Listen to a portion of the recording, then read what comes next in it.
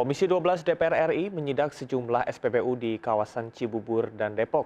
Sasarannya mengambil 3 sampel BBM dengan RON 90 dan 92 milik Pertamina dan Shell. Ketiga sampel akan diuji Lemigas yang hasilnya diumumkan hari ini.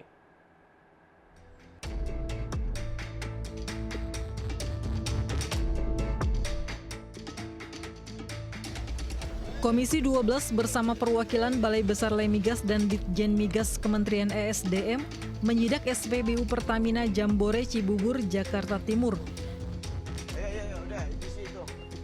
Petugas mengecek dan mengambil sampel BBM jenis Pertalite dengan RON 90 serta Pertamax RON 92. Menurut Wakil Ketua Komisi 12, dari hasil sementara pengecekan awal, kedua jenis BBM tersebut tidak ditemukan adanya indikasi BBM oplosan. Namun kedua sampel tersebut tetap akan dibawa ke lab Balai Besar Lemigas untuk diuji. Nantinya hasil uji tersebut akan diumumkan langsung oleh Menteri ESDM Bahlil Lahadalia hari ini. Selain di SPBU Pertamina, sampel BBM RON 92 juga diambil dari sejumlah SPBU swasta. Seluruhnya kemarin bahkan di rapat kerja juga diakui oleh Shell, oleh Vivo, oleh AKR. Mereka semua melalui program sertifikasi kayak model inilah, diuji dulu. Kita tidak dalam rangka, kita ini satu menguji sampel ini untuk diuji ke Lemigas. Kita ke informasi pertama, pemirsa. Intensitas hujan yang tinggi, 2 jembatan gantung rusak diterjang banjir Sungai Batang Kampar di Pasaman, Sumatera Barat. Ya, banjir juga merendam puluhan rumah warga. Jembatan semakin tergendeng ini.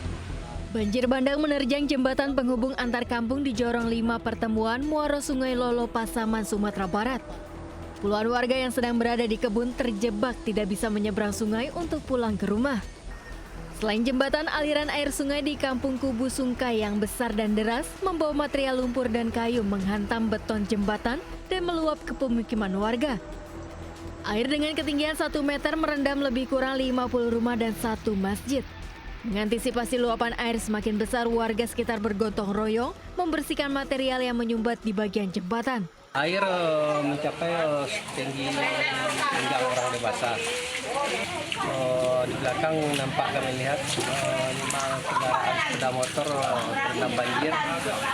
Dan juga di rumah ini berupa pakaian, beras, semuanya terendam banjir. Tidak ada korban jiwa, 1 unit rumah hancur dan beton jalan perkampungan rusak akibat terkikis arus air. Dari Pasaman, Sumatera Barat, Ari Yohanes melaporkan. Kejaksaan Agung membantah klaim Pertamina Patraniaga terkait tidak adanya pengoplosan Pertamax dengan Pertalite. Kejaksaan menegaskan pihaknya bekerja dengan alat bukti.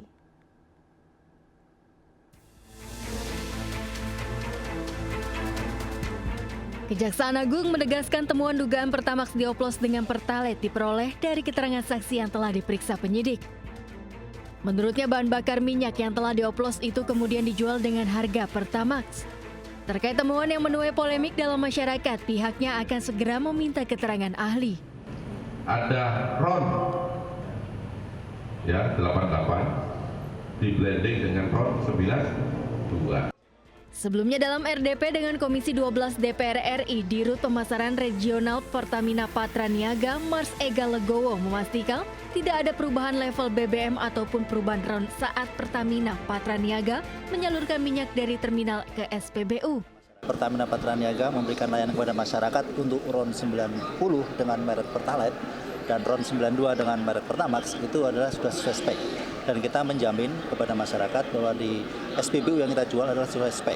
Adapun tadi dijelaskan oleh pimpinan Komisi 12, penambahan aditif tersebut adalah sifatnya untuk menambah value dari performansi produk-produk tersebut. Skema ini juga sama dilakukan dengan badan usaha yang lain. Tadi di situ diklarifikasi satu persatu. Adapun aditif untuk Pertamax yang kita tambahkan di situ sifatnya untuk menambah performansi untuk anti karat, corrosion inhibitor, untuk deterjensi agar mesin juga menjadi lebih bersih. Kasus korupsi yang menyeret keterlibatan 7 petinggi anak usaha Pertamina ini seolah membuka bobroknya tata kelola dan juga moral para pelaksana kebijakan migas di Indonesia. Diketahui kerugian negara dari kasus ini mencapai 193,7 triliun rupiah per tahun, di mana kasus ini terjadi dalam kurun waktu 5 tahun. Sementara masing-masing tersangka sudah memperoleh gaji fantastis. Sebagai dirut, gaji Direktur Utama PT Pertamina Patraniaga tersangka Rifa Siahaan memperoleh kompensasi 22 miliar per tahun atau sekitar 1,8 miliar per bulan.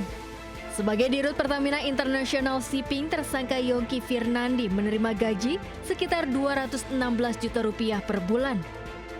Setelah kasus PT Timah, mega skandal Pertamina menjadi kasus korupsi paling menuai sorotan. Bukan hanya jumlah kerugian negara yang fantastis, tapi juga hasrat memperkaya diri sendiri yang tidak pernah habis. Dengan gaji yang melimpah, rupanya tetap membuat para tersangka tetap tergiur melakukan korupsi. Dari Jakarta, Tim Liputan melaporkan.